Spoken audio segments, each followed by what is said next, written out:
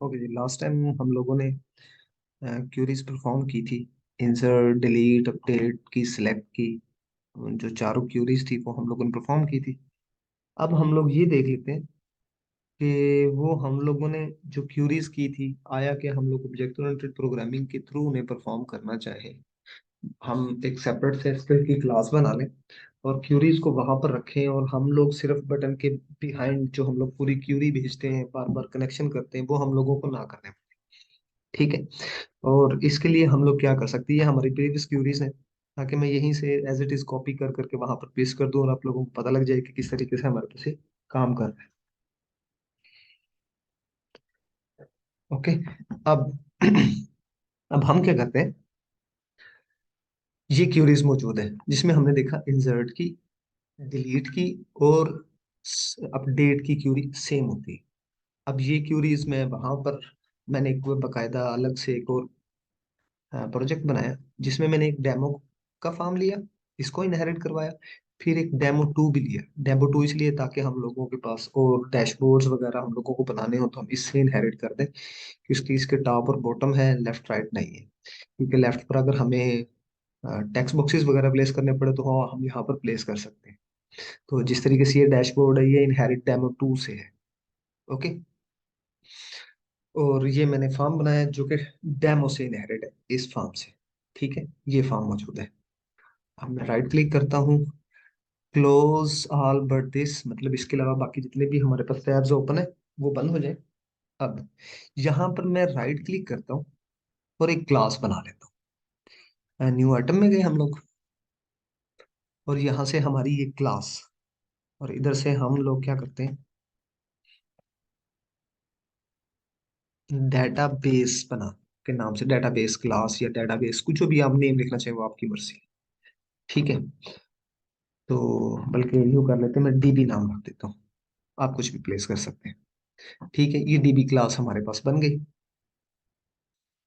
इसको थोड़ा सा कोड को भी जूम कर दूं ताकि आप लोगों को नजर आ जाए। और फिलहाल इस पोर्शन को भी रखते हैं। अब सबसे पहले हमारे पास ना कनेक्शन सब में हो रहा है, तो कनेक्शन बड़ी कॉमन चीज है। हम क्या करते हैं, मैं एज इट इज सेम यहाँ से प्लेस कर, ताकि सेम उसी जगह पर जाकर हमारा कोड हो जाए और वीडियो भी ज्यादा लंबी ना जाए। तो ये हमारा कनेक्शन है। मैं इसको कॉपी करता हूँ और इसके बाद मैं यहाँ पर आता हूँ। यहाँ पर देखिएगा, पब्लिक स्टैटिक, ये हमारा वो पूरा कनेक्शन। स्टैटिक क्यों किया, क्योंकि आप लोगों को पता है कि हमारा जो static type of data members मौजूद होते हैं वो क्लास नेम से एक्सेस हो जाते हैं, वरना हमारा कोड में थोड़ी सी एक लाइन की और इजाफा हो जाएगा, जिसकी वजह से हमें पहले ऑब्जेक्ट बनाना पड़ेगा और फिर जाकर हमें उन्हें कॉल करना पड़ेगा। तो बाजू का कनेक्शन हमें इस क्लास से बाहर डायरेक्टली भी चाहिए होगा, जो इसके अंदर फंक्शन है उसके अलावा। तो फिर हमें इशू होगा। अब ये एरर क्यों है, क्योंकि मैंने यहाँ पर लाइब्रेरी नहीं इंपोर्ट की using system dot data dot O L A D B. ठीक है, ये हमारे पास कनेक्शन बन गया। अब इस कनेक्शन के बाद, हाँ याद देखिएगा, हम लोगों ने एक आईडी भी यूज कर रहे थे, तो वो आईडी भी मैं यहीं पर ले लेता हूँ। Public static string is equal to M I D. वो जो डाटा ग्रिड व्यू से हम लोग वैल्यूज पास आउट करते थे, ठीक है, M I D is equal to, मैं फिलहाल ब्लैंक इसको यहाँ पर छोड़ देता हूँ। ठीक है। अगर नहीं याद तो मैं वापस यहाँ से लाकर दिखा देता हूँ। हमने जब डाटा ग्रिड व्यू से वैल्यूज लेनी थी तो हमने वेयर क्लास के लिए ये एम आई डी सेट की थी, ये वाली। ठीक है, और उसमें फर्स्ट रो से हमने वैल्यूज ली थी। ओके। तो नेक्स्ट, अब हमें क्या करना है, अब मुझे यहाँ पर एक फंक्शन बनाना है जिसमें मैं चाह रहा हूँ इंसर्ट का फंक्शन हो। तो पब्लिक, पब्लिक इसलिए ताकि out of the class access हो सके। पब्लिक स्टैटिक इसलिए ताकि क्लास नेम के साथ एक्सेस हो सके। मैं इसको थोड़ा सा नीचे कर देता हूँ। वाइड, कोई रिटर्न टाइप नहीं चाहिए हमें। और मैं इसको Q R Y, query insert का नाम दे देता हूँ। ठीक है, ये हमारा क्यूरी इंसर्ट का फंक्शन है। अब वो जो इंसर्ट वाला काम था ना, वो मैं कॉपी कर लेता हूँ। ये हमारे पास इंसर्ट इनटू की क्यूरी है। ये देखिए ये एज इट इज मैं कॉपी कर रहा हूँ। अब इसमें मैं यहाँ पर लाता हूँ और यहाँ पर मैं प्लेस कर रहा हूँ। बट इसमें हमें कनेक्शन की तो जरूरत नहीं है। क्यों? क्योंकि कनेक्शन तो ऑलरेडी बना हुआ है हमारा। अच्छा, अब उसके बाद ये क्यूरी की भी हमें जरूरत नहीं। क्यों? हम क्यूरी यहाँ पर ऐसे नहीं लेंगे। ये जो पूरी स्ट्रिंग फॉर्मेट हमारी बनी हुई है, मैं इसको भी खत्म कर रहा हूँ। क्यूरी के लिए हम यहाँ पर एक वेरिएबल बना लेंगे पैरामीटर में।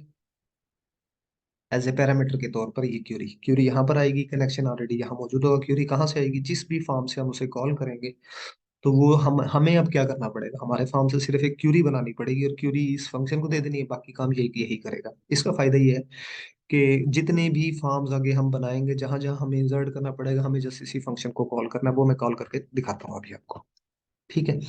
फिर इसी तरीके से, ताकि आप लोगों को पता लग सके, मैं इसी फंक्शन को कॉपी किया और इसी को मैंने पेस्ट कर दिया और मैं क्यूरी डिलीट का नाम दे देता हूँ। इसमें कोई चेंज नहीं होगा। क्यों? क्योंकि हम लोगों ने ये देखा था इंसर्ट डिलीट और अपडेट के अंदर सेम क्यूरी रहता है। मतलब जो एग्जीक्यूशन है डेटाबेस की, उसकी लाइन ऑफ कोड सेम रहता है। फिर इसके बाद मैं अगेन से पेस्ट कर देता हूँ और मैं यहाँ पर क्यूरी अपडेट। ठीक है, ये इस तरीके से। अच्छा, मैं इसको ना वापस कंट्रोल जी करके ना, बल्कि ये दोनों फंक्शंस में खत्म कर देता हूँ। क्यों? क्योंकि इसमें मैं एक चीज का इजाफा करने जा रहा हूँ, वो जरा देखिएगा। चलें फिलहाल रहने दें, कमिंग लेक्चर में हम लोग देखेंगे, बल्कि कर ही लेते हैं। हमारे पास अभी टाइम है। मैं ये सब, क्योंकि उसमें दोनों में मुझे कोड करना पड़ेगा, तो इसलिए मैं यहाँ पर ये देखिए ट्राई, ये मैंने ट्राई के अंदर, और साथ क्या होता है? कैच।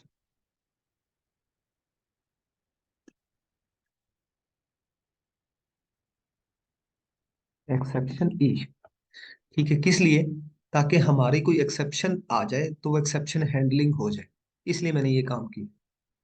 ओके। अब इसमें हम लोगों ने एक एरर मैसेज देना है, तो एरर मैसेज का अच्छा तरीकाकार ये है कि मुझे यहाँ पर क्या आ जाए। यहाँ पर मैसेज बॉक्स है जो, तो मैसेज बॉक्स ऐसे नहीं आ सकता। मैसेज बॉक्स तो होता है जीयूआई का फॉर्म, वो कंसोल एप्लीकेशन है। तो मैं एक ये जो लाइब्रेरी है ना इसकी, using system dot window dot form, वही एज इट इज पेस्ट करके अब मैं यहाँ पर ना मैसेज बॉक्स ला सकता हूँ। वरना ये मैसेज बॉक्स नहीं आना था। मैसेज बॉक्स डॉट शो, और इसके अंदर ई डॉट मैसेज, मीन्स ई एक्सेप्शन हैंडलिंग का। और एक्सेप्शन हैंडलिंग क्या होती है आपको अच्छे तरीके से आइडिया होगा। आप लोग प्रीवियस सेमेस्टर में ये पढ़ चुके हैं ऑब्जेक्ट ओरिएंटेड प्रोग्रामिंग के अंदर। अब मैं वापस कॉपी कर लेता हूँ। अगेन से मैंने इसको पेस्ट किया। अब क्यूरी इंसर्ट की बजाय यहाँ पर मैं क्यूरी डिलीट कर देता हूँ। फिर इसी तरीके से ये देखिए कि दो पैरामीटर, ये जो दो आपके ब्रैकेट्स मौजूद हैं, ये ऊपर क्लास की ब्रैकेट्स हैं। ये ब्रैकेट और ये ब्रैकेट जो ओपन है, ये लास्ट में क्लोज हो रही है। तो इसका थोड़ा सा ख्याल कीजिए कहीं ब्रैकेट्स कोई मिस मिक्स ना हो जाए। इसके बाद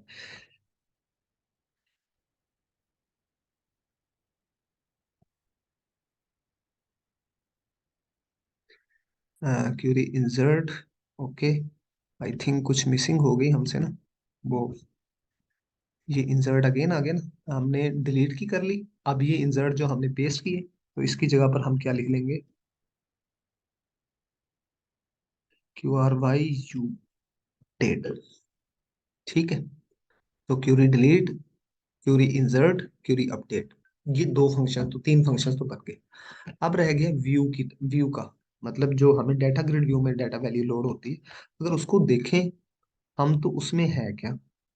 हम जब सिलेक्ट की क्यूरी परफॉर्म करते हैं, ये वाली, तो इसमें देखें डाटा ग्रिड व्यू को डाटा सेट जाता है। तो इसका मतलब है हमें वहां पर डाटा सेट प्लेस करना पड़ेगा और वो डाटा सेट रिटर्न करवाना पड़ेगा।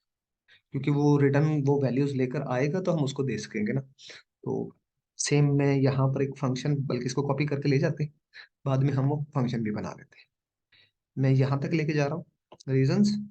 क्यूरी तो हमने पैरामीटर के थ्रू लेनी है।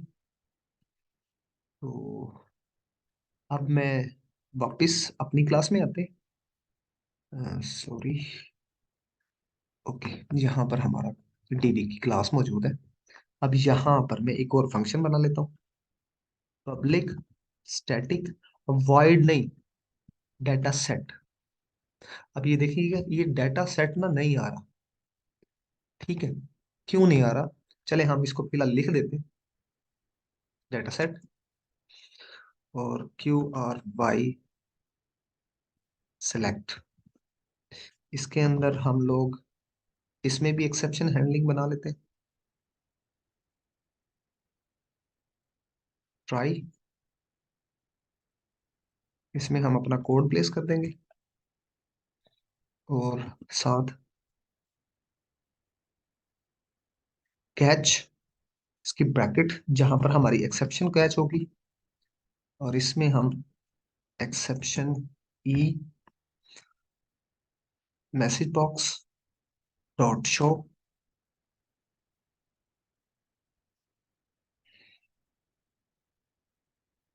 डॉट शो, और इसके अंदर ई डॉट मैसेज। ठीक है, ओके। अब ये सबसे पहले डाटा सेट को बाद में देखते हैं।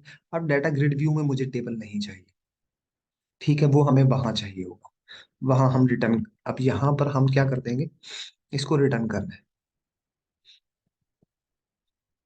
तो यहाँ पर हम रिटर्न करते हैं किसको, डाटा सेट को। वही डाटा सेट ही जा रहा था ना, अब ये डाटा सेट यहाँ है नहीं, तो हम वापस फॉर्म के ना उसी क्लास में जाते हैं। ये देखिएगा, ये वाला लाइन ऑफ कोड भी हम कॉपी कर लेते हैं, क्योंकि डाटा सेट है नहीं, और वो लाइन इंक्लूड नहीं है, यूजिंग सिस्टम डॉट डाटा। आप देखिएगा, वो एरर हमारा रिजॉल्व हो गया। मैं इसको दोबारा से कॉल कर लेता हूँ, डाटा सेट। ठीक है, अब ये डाटा सेट रिटर्न हो रहा है, डाटा सेट आ गया हमारे पास। तो ये डाटा सेट हमारा लेकर जाएगा, और यहाँ पर आर्गुमेंट में स्ट्रिंग क्यूरी। ठीक है, अब वो किसी भी फॉर्म से हमारे पास क्यूरी लेकर आएगी और वहां पर रिटर्न करेगी। अब दूसरा ये कि फिलहाल ना मैं डाटा सेट यहाँ नहीं बनाता, उसकी रीजन है, मैं डाटा सेट को बाहर बनाता हूँ ताकि हम लोग प्रॉपरली टाइमली ना चीज़ों को, बल्कि रिटर्न टाइप नहीं है तो हम लोग ना ये लास्ट में इसका रिटर्न दे देते हैं, रिटर्न नल। ठीक है, क्यों? क्योंकि अगर क्यूरी हो गई एग्जीक्यूट तो वो यहीं से चल जाएगी और यहीं से रिटर्न हो जाएगी। अगर क्यूरी एग्जीक्यूट नहीं हो रही तो एक्सेप्शन आएगी और वापस वो नल वैल्यू लेकर चला जाएगा। तो ये हमारी इंसर्ट, डिलीट और सेलेक्ट की सारा का सारा हमारे पास यहाँ पर परफॉर्म हो गया। अब इसके बाद यहाँ हमने क्या करना है, नेम, फादर नेम, सैलरी और ईमेल वही मौजूद है।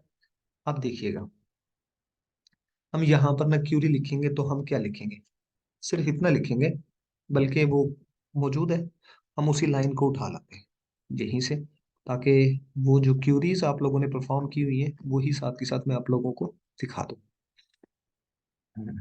ये हमारा सेव का था, और ये हमारी वो जो क्यूरी मौजूद है, क्यूरी लाइन हमने हटा दी थी ना, तो एज इट इज मैं इसको कॉपी कर लेता हूँ और मैं इसको ले आता हूँ हमारे वाले कोड पर इसमें। ठीक है, तो ये जो फॉर्म मैंने बनाया हुआ है, इसमें इसके बटन सेव पर मैं क्लिक करता हूँ और ये क्यूरी यहाँ पर लगा।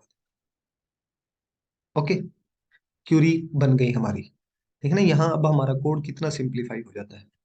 उसके बाद डीबी जो हमने क्लास बनाई थी, डॉट, क्या करना है, क्यूरी इंसर्ट, वो फंक्शन कॉल करना है और हमने अपनी क्यूरी भेज देनी है। अब ये क्या करेगा, डेटाबेस की जो क्लास थी, स्टैटिक फंक्शन है इसलिए क्लास नेम के साथ कॉल हो गया, वो जाएगा इधर, सॉरी इस डेटाबेस क्लास के अंदर, यहाँ पर आएगा, वो एज ए इस पैरामीटर को रिसीव करेगा, फिर कनेक्शन हमारा जो बना हुआ वो ओपन होगा, उसके बाद हमारी क्यूरी एग्जीक्यूट होकर कनेक्शन क्लोज हो जाएगा। तो मैं इसको करके देखते हैं, ये आया कि हमारे पास चल रहा है। तो ये एम्प्लॉय का टेबल है, उस्मान खान, सैलरी 6768, इस तरीके से, उस्मान 68@gmail.com, और ये मैंने, चले डॉट लग गया, या ये हमारी वैल्यू सेव हो गई। अब ये मैं दिखा देता हूँ आप लोगों को, ताकि कहाँ पर वैल्यू हमारी प्लेस हुई है। तो हमारी जो डेटाबेस इस वक्त मौजूद है, डॉक्यूमेंट्स में मौजूद है, तो डॉक्यूमेंट से निकाल कर मैं आपको दिखाता हूँ कि किस तरीके से हमारे पास जो ईएमएस मौजूद है, इसके अंदर हमारा ये जो एम्प्लॉय का टेबल है, जिसमें पहले भी वैल्यूज थी ऑलरेडी। डिजाइन में मैं आपको दिखा, सॉरी, ओपन में मैं आप लोगों को दिखा देता हूँ। ये देखिए उस्मान खान और ये वैल्यूज हमारे पास आ गई। तो दिखाने का मकसद ये है कि अब जो इस वक्त हमारे पास जो सेव बटन पर कोड है ना, वो कितना है। मतलब नेक्स्ट फॉर्म भी बनाना पड़ेगा आपको, सिर्फ उसकी इंसर्ट की क्यूरी, स्ट्रिंग क्यूरी लिखनी है और उसको फिर फंक्शन में भेज देना है। वही काम करेगा। उससे नेक्स्ट पर, उससे नेक्स्ट पर जितने भी फॉर्म बनेंगे, हमें बार बार वो लाइन ऑफ कोड लिखना नहीं पड़ेगा। वेल ऑप्टिमाइज हो जाता है हमारे पास। अच्छा, अब इसके बाद सेम हम सिलेक्ट की कॉल कर ले, तो सिलेक्ट को याद होगा आप लोगों को, हम फंक्शन बनाते थे। तो ना मैं यहाँ पर एडिशनली ना खुद ही फंक्शन बनाकर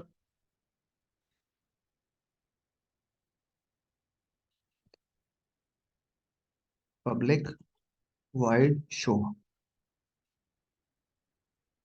डाटा, ओके, ये मैंने फंक्शन बना दिया यहाँ पर। इसको थोड़ा सा जूम कर देता हूँ। अब इसमें हमने क्या करना है, वही काम, स्ट्रिंग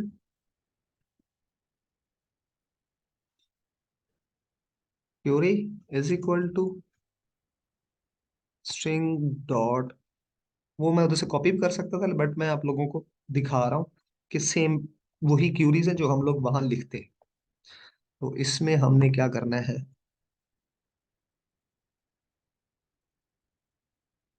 सिलेक्ट स्टैटिक फ्रॉम, ये हमारा टेबल नेम है, मैं ये कॉपी कर लेता हूँ, एम्प्लॉय। ठीक है, अब वो बाकी सारा प्रोसीजर मुझे नहीं लिखना, मुझे क्या लिखना है, डीबी डॉट क्या सिलेक्ट। अच्छा, अब डीबी डॉट सेलेक्ट ना ऐसे नहीं आएगा, क्योंकि डीबी डॉट सेलेक्ट का जो फंक्शन है वो रिटर्न कर रहा है वैल्यू। अगर वो वैल्यू रिटर्न कर रहा है, तो इसका मतलब ये है कि मेरे पास ये जो डाटा ग्रिड व्यू है ना, इसकी, इस पर वैल्यू जाएगी। वही data grid view dot data source is equal to DB class dot हमारी क्यूरी सिलेक्ट, और इसके अंदर हमारी वो क्यूरी चली जाएगी जो उस फंक्शन को सी करो, वो फंक्शन भेजे था डाटा सेट। और डाटा सेट को अगर आप देखें तो हम उसको टेबल्स में रिटर्न करते हैं, तो इसलिए डॉट टेबल ऑफ जीरो, ये मैंने पास आउट कर दिया। ठीक है, अब ये हमारे पास काम कर रहा है, मैं इसी को कॉपी करता हूँ यहां से, और इसको मैं लोड फंक्शन पे रख देता हूँ। जो हमारा फॉर्म है उसके लोड फंक्शन में हम फंक्शन बनाकर उसको कॉल करवाते थे, ताकि साथ ही हमारा डाटा लोड हो जाए। तो ये देखिएगा, ये हमारा साथ ही डाटा लोड है। ठीक है। अच्छा, ये देखिए साथ में जो जगह बची है ना, इसको भी हम सेटल कर सकते हैं, वो भी साथ के साथ चले। एक प्रॉपर्टी है तो दिखा देता हूं मैं आप लोगों को। यहाँ पर मैंने इस पर क्लिक किया और अलाउ कॉलम, अलाउ कॉलम, ठीक है। तो इसको मैं फिल कर देता हूँ। अब मैं आप लोगों को अगेन से रन करके दिखा रहा हूँ। तो ये देखिएगा, ये मुकम्मल तौर पर फिल होगी, जरा एडजस्टेड नजर आ रही है। लेकिन जो असल काम कर रहे हैं वो ये है कि हम लोग ये देखिएगा कि हमारी क्यूरी इस वक्त कितनी ऑप्टिमाइज्ड है। ठीक है, हमारे पास एक क्लास मौजूद है, बस उसी क्लास के अंदर ही सारी काम हो रहा है। अब सेम इसी तरीके से इंसर्ट के फौरन बाद भी ये सिलेक्ट की क्यूरी चल जाए, जो हम लोग करते हैं, उस्मान एबीसी 1 2 3 और 1 2 3 @gmail.com, और ये मैं सेव करने लगा हूँ। ये देखिएगा ये साथ की साथ आ गई। वो कर क्या रहा है, इंसर्ट करने के बाद फौरन से सिलेक्ट की क्यूरी कॉल करें, और सिलेक्ट की क्यूरी देख लें हमारे पास कितनी शॉर्ट मौजूद है। तो इस तरीके से ना हमारा कोड जरा फास्टली, जिस तरीके से हम फॉर्म जस्ट इनहेरिट करके कर सकते हैं ना, तो सेम इस तरीके से बस छोटी छोटी क्यूरीज बनाकर ही हम सारा का सारा काम कर सकते हैं। अच्छा, सेम इस तरीके से अगर हमें डिलीट करना था, तो हम सबसे पहले क्या करते थे, डाटा ग्रिड व्यू के पास जाकर उसके सेल क्लिक इवेंट पर कोड करते थे। इंस्टेड के मैं सारा करूं, तो मैं इसलिए जो हमारा पहले से ही सोर्स प्रोग्राम जो हम लोग लास्ट वीडियो में देखा था, उसी का सारा मैं उठा लेता हूँ। बस इसमें जो मुझे चेंज करना पड़ेगा वो मैं अभी दिखाता हूँ आपको। जी, ठीक है, सारी चीजें ठीक है, बस एमआईडी ठीक नहीं है। एमआईडी तो पहले हम यहाँ बनाते थे, अब एमआईडी यहाँ नहीं है, किधर है, डीबी के पास मौजूद है, डीबी डॉट एमआईडी। ठीक है, मुझे हर फॉर्म पर जाकर इस एमआईडी को भी बनाने की जरूरत नहीं पड़ेगी। ये अब सारी वैल्यूज वहां पर रिटर्न कर रहा होगा, जो देखिएगा। ओके, तो प्रॉपरली मौजूद है। अब वो आईडी भी हमारी सेट हो रही है। अब मुझे डिलीट का फंक्शन परफॉर्म करना है, तो सेम एज इट इज मैं वहीं से ही डिलीट वाली उठा लाता हूँ। ये मैंने डिलीट पर जो कोड किया था ये मौजूद है, मुझे सिर्फ उठानी क्यूरी, बाकी मेरा काम नहीं है। अब इन चीजों की बाकी झंझट से हम फ्री हो गए। तो यहाँ पर आते हैं लास्ट में, और मैं इधर, सॉरी, पैनल पर क्लिक हो गया। ठीक है, अब ये एम आई डी यहाँ ऐसे नहीं आएगी, क्योंकि एम आई डी यहाँ नहीं है, किधर है, डीबी के पास है, DB dot M I D. अब इसके बाद हमें क्या कॉल करना है, हमने डीबी डॉट क्या, क्यूरी डिलीट। ठीक है, और यहाँ पर हम क्यूरी भेज देंगे, क्योंकि इसने तो कुछ भी रिटर्न नहीं करना, जाते फौरन ही एक्शन परफॉर्म करना है एक, और जैसे डिलीट कर दो फौरन से शो डाटा को कॉल कर दो। ठीक है, ताकि सेलेक्ट की क्यूरी वापस से चले, ये जो ऊपर छोटी सी एक लाइन हम लोगों ने लिखी है शो डाटा की, वो फौरन से चल जाए और डाटा ग्रिड व्यू को रीफिल कर दे। ये देखिएगा, ये वैल्यूज है। मैं वैल्यू नंबर 7 को क्लिक करता हूँ और मैं इसको डिलीट करने लगा, वो डिलीट हो गई है, और डिलीट होते फौरन ये खत्म हो गया। अब ये जो मौजूद है ना, इसको भी हम करेंगे यूजिंग ऊप ही, सारे ये जो वैल्यूज मौजूद रह जाती है हम इसको क्लियर कर लेंगे। ओके, अब रह गई एडिट हमारे पास। एडिट के लिए भी सेम सिचुएशन है, मतलब मुझे एडिट पर जो कोड लिखना है, तो मैं जाता हूँ वापस एडिट वाले पर। ये सारा इसलिए कर रहे हैं ताकि हमें खुद से कोड ना करना पड़े, वरना टाइम ज्यादा कंज्यूमिंग होगा और उसका कोई ज्यादा हमें फायदा है नहीं, क्योंकि ये काम हम पहले कर चुके हैं। अब इसके बाद मैं एडिट पर जाता हूँ, अपडेट जिसे हम लोग मैंने यहाँ पर अपडेट का बटन बनाया है। ठीक है, अब ये एम आई डी ऐसे नहीं चलेगी, कैसे चलेगी, T B dot M I D. Okay, ये हमारे पास हो गई। अब मुझे इस क्यूरी को भेजना है, किधर, DB dot Q R by query update के पास, और यहाँ पर मैं इसको क्यू आर बाई क्यूरी भेज देता हूँ, और मैं सेमीकोलन लगा देता हूँ, और साथ में इधर शो डाटा का फंक्शन भी कॉल कर लेता हूँ। हाँ जी, ठीक है, ये हो गया। अब ये हमारे पास लाइक 4 की वैल्यू है, दानी एबीसी लिखा हुआ है। मैं इस वैल्यू को एक्स वाई सी कर देता हूँ, और मैं इसको कर देता हूँ अपडेट। ठीक है, ये देखिएगा अपडेट हो गई हमारे पास। ओके, ये कितना एफिशिएंटली हमारा कोड हो गया। अब नेक्स्ट फॉर्म हमें बनाना पड़ेगा, बस हमें अपनी क्यूरी बनानी है, उस फंक्शन को कॉल करना है, वैल्यू दे देनी। इस तरीके से हमें जबरदस्त तरीके से हमारा, इवन हमारे फॉर्म भी इनहेरिटेड है, और ये सारी की सारी चीजें मौजूद है। तो इस तरीके से हमारे हो गए। अब मैं चाह रहा हूँ, ये इसमें एक प्रॉब्लम है, मतलब हमारे सोर्स में, लाइक ये देखिएगा, मैंने जैसे ही ना कोई वैल्यू डिलीट की ना, वो तो डिलीट होगी, लेकिन यहाँ वैल्यू रह गई। मैं चाह रहा हूँ ये डिलीट करते फौरन क्लियर कर दे। सेम इसी तरीके से सेव कर दें तो भी क्लियर हो जाए, सेव करने के बाद भी ये क्लियर नहीं होता, ये देखिए मौजूद है, अपडेट करने के बाद भी क्लियर नहीं होता, तो टेक्स्ट बॉक्सेस ना एम्प्टी हो जाए। तो उसके लिए भी हम क्या करते हैं, हम लोग ना एक डेटाबेस के अंदर ही फंक्शन बना देते हैं। ठीक है, डेटाबेस के अंदर, बल्कि फिलहाल यही स्टॉप करते हैं, इतना बना लें। फिर मैं यहाँ पर ही बकायदा एक ऑब्जेक्ट ओरिएंटेड प्रोग्रामिंग के अंदर ही, इस क्लास के अंदर ही हम लोग एक फंक्शन बनाएंगे, उसके थ्रू ही सारी वैल्यूज क्लियर करेंगे, और बाकी वैलिडेशन भी जो हमारी मौजूद है वो कर लेंगे। अब ये डेमो 2 है ना, ये सिर्फ इनहेरिटेड है हमारे डैशबोर्ड के साथ। ठीक है, हमें लाइक यूजर का, एडमिन का, इस तरह के डैशबोर्ड बनाने पड़ेंगे, तो मैं उसको इनहेरिट करवा दूँ डेमो 2 के साथ। ये देखिए कि डेमो 2 के साथ बाकी जो फॉर्म्स हमारे मौजूद है, लाइक ये एम्प्लॉय का फॉर्म है, तो ये इनहेरिटेड डेमो के साथ। ठीक है, इसी तरह मैं एक और एग्जांपल के तौर पर एक और फॉर्म बना लेते हैं। मैं यहाँ पर एक और फॉर्म बना रहा हूँ, और मैं इसका नाम लिख देता हूँ एम्प्लॉय के बाद FRM अटेंडेंस। ठीक है, इसको मैं ऐड कर देता हूँ, ये बन गया। अब मुझे करना क्या है, मुझे इसको डिजाइन करना है। तो डिजाइन करने के लिए हम फार्म की बजाय यहाँ पर क्या लिखते हैं, डेमो। ठीक है, तो ये फार्म अटेंडेंस वापस हमारा डिजाइन हो गया। बाकी रिमेनिंग चीजें जितनी भी मौजूद है वो भी ऐसा, अब ज्यादा प्रॉब्लम नहीं है। इधर देखिएगा, लाइक मुझे यहाँ पर कुछ भी बनाना है तो टेक्स्ट बॉक्स का स्टाइल तो यही रहेगा, नेम शेम हम चेंज कर लेंगे। तो इसलिए मैं इसको कॉपी कर लेता हूँ और मैं जाता हूँ यहाँ पर, मैं इसको पेस्ट कर, ठीक है। बाद में हम लाइक यहाँ इसका नाम कोई भी रखना चाहे वो रख सकते हैं। यही चीजें हमें बस चेंज करनी पड़ेंगी। लाइक मैं लिख देता हूँ TXT name, TXT user ID लिख देता हूँ, ठीक है। और यहाँ पर भी लेबल का भी टेक्स्ट चेंज कर देते हैं, यूजर आईडी, ठीक है। सेम इसी तरह और भी जितने टेक्स्ट बॉक्सेस हमें रिक्वायर्ड होंगे तो वो हम इसी कॉपी करके पेस्ट कर लेंगे, ताकि ना वो स्टाइल वैसे ही रहे और हमें खुद से भी ना डिजाइन करना पड़े। और इसके साथ इंसर्ट डिलीट अपडेट करना है, तो ये जो हमारे पास मौजूद है इन तीनों को भी मैं कॉपी कर लेता हूँ। तो मैं यहाँ लाया और यहाँ पर मैंने इसको पेस्ट कर दिया। अब फायदा ये है कि नेम ऑलरेडी ही डिफाइंड होंगे।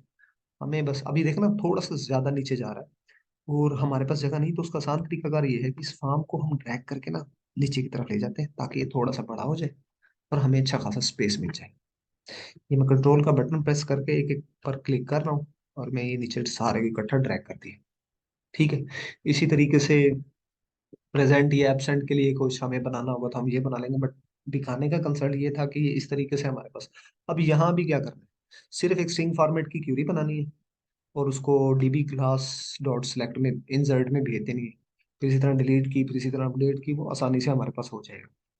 सो इसमें कोई भी प्रॉब्लम हो तो बेटा पूछिएगा। ओके, अल्लाह हाफिज।